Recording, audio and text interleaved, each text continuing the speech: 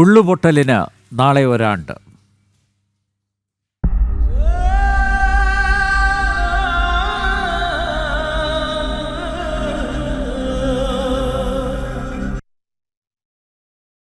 അതിജീവനത്തിന് ഒരാണ്ടാകുമ്പോഴും വയനാട് ചൂരൽമല ഇന്നും നിശബ്ദമാണ്. ഒപ്പം മുണ്ടക്കൈയും പുഞ്ചിരിമട്ടവും, അങ്ങിങ്ങ ചിതറിക്കിടക്കുന്ന പാറക്കല്ലുകളും നിശബ്ദമായി ഒഴുകുന്ന പുന്നപ്പുഴയും പഴയ നാടിന് ഓരോരുത്തർക്കും ഓർമ്മയാണ്. എന്നാൽ പുനരധിവാസം മാത്രം എങ്ങുമെത്തിയില്ല.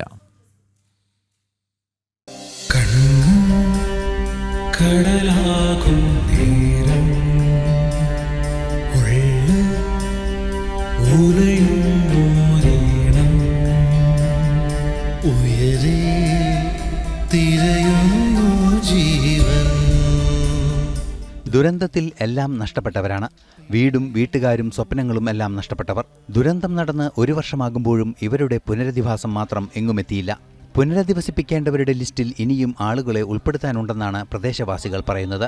പ്രശ്നബാധിത പ്രദേശത്തിന് പുറത്തു താമസിക്കുന്നവർക്കാകട്ടെ അടിസ്ഥാന സൗകര്യങ്ങളുമില്ല. അവരെല്ലാം തരും, വീട് തരും, അല്ലെങ്കിൽ അങ്ങനെ തരും ഇങ്ങനെ തരും. വെച്ചാൽ കുറച്ച് ക്യാമ്പിലൊക്കെ കിടന്ന സമയത്ത് നമ്മളവിടെ ക്വാർട്ടേഴ്സിൽ മാറിയ സമയത്തും എല്ലാവരും വരലും അന്വേഷിക്കലൊക്കെ ഉണ്ടായിരുന്നു. ഇപ്പോൾ 2-3 മാസമായിട്ട് ആരും വരുന്നുമില്ല, അന്വേഷിക്കുന്നില്ല, ഒന്നുമില്ല. അങ്ങനെയാണ് ഇപ്പോഴത്തെ ജീവിതം പോണത്. കളക്ട്രേറ്റിൽ ചെന്ന് നോക്കുമ്പോൾ നമ്മളെ പേര് ഇപ്പം 3 പ്രാവശ്യം വന്നിട്ടും പേര് ലിസ്റ്റിലില്ല.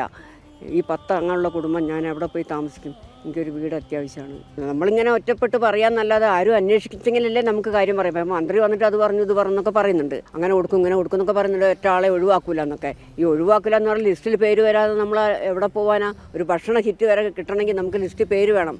അതില്ലാതെ ചെന്ന് കഴിഞ്ഞാൽ അവർ പറഞ്ഞ ലിസ്റ്റിൽ പേരുണ്ടോ? ഗവൺമെൻറ് ലിസ്റ്റിൽ പേരില്ലല്ലോ, വയ്ക്കോ വിട്ടോ, ഇതാണ് പറയുന്നത്. 772.11 കോടി രൂപയാണ് മുഖ്യമന്ത്രിയുടെ ദുരിതാശ്വാസ നിധിയിലേക്ക് മാത്രം എത്തിയത്. എന്നാൽ ചെലവഴിച്ചതാകട്ടെ 91.74 കോടി രൂപ മാത്രമാണ്.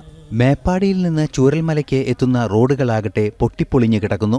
പടവട്ടിക്കുന്നിലടക്കം നിരവധി പേരാണ് ഇപ്പോഴും പുനരധിവാസ ലിസ്റ്റിൽ കയറാനുള്ളത്.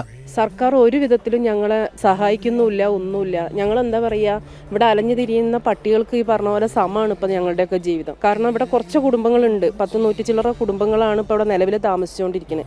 അവർക്കൊരു മരുന്നിന് പോവാനോ ഒരു സാധനങ്ങൾക്കാണെങ്കിലോ ഒരു ജോലിയാണെങ്കിലോ ഒരു കാര്യങ്ങളും ഈ പ്രദേശത്ത് ഇപ്പം നിലവിലില്ല. ഇവിടുത്തെ ഓട്ടോറിക്ഷ തൊഴിലാളികൾ, ഇവിടുത്തെ ജീപ്പ് ഡ്രൈവേഴ്സ്, ടൂറിസം മേഖലയിൽ ഓടുന്ന വണ്ടികളെല്ലാം കൊണ്ട് ജീവിക്കുന്ന ഇഷ്ടം പോലെ തൊഴിലാളികളുണ്ട്. അവരെ ഒന്നും ലോഡിംഗ് തൊഴിലാളികളായി കഴിഞ്ഞാലും എസ്റ്റേറ്റ് തൊഴിലാളികളാണ്. അവർക്ക് ഈ മഴ പെയ്ത് കഴിഞ്ഞാൽ ഈ ബെയിലി പാലം തന്നെ ഔട്ട് ഓഫ് ബോണ്ട് ആക്കുകയാണ്. നോ ഗോ സോണിലേക്ക് പോകാൻ പറ്റൂല എന്നാണ് പറയുന്നത്. അവരെങ്ങനെ ജീവിക്കും? മണ്ണ് വാരി തിന്നാൻ പറ്റൂലല്ലോ, ജനിച്ചു പോയില്ലേ.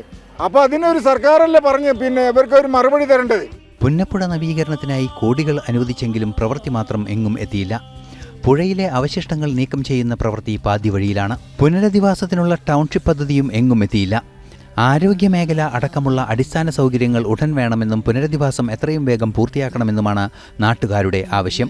പ്രദേശവാസികൾക്ക് ആവശ്യം ആശ്വാസവാക്കുകൾ മാത്രമല്ല, എത്രയും പെട്ടെന്ന് ടൗൺഷിപ്പ് പദ്ധതി പൂർത്തീകരിച്ച പുനരധിവാസം സാധ്യമാക്കുക എന്നുള്ളതാണ്.